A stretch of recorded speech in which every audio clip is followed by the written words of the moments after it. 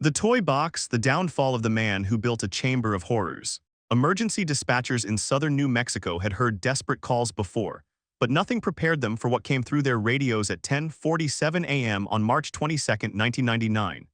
A woman's voice, shaking with terror, described something that would haunt seasoned investigators for years. The first call came in frantic and breathless. A woman had spotted someone running down a desert highway, wearing nothing but chains and what looked like a metal collar around her neck. The caller's voice shook as she described the scene, a desperate figure flagging down cars in the middle of nowhere.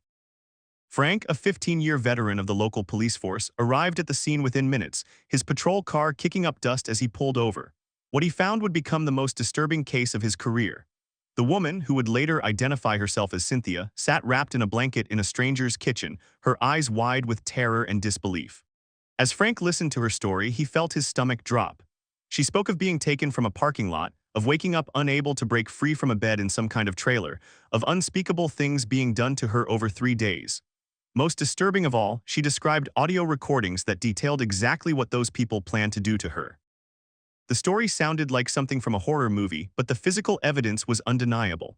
The metal collar around her neck wasn't costume jewelry, it was real, heavy, and secured with a padlock.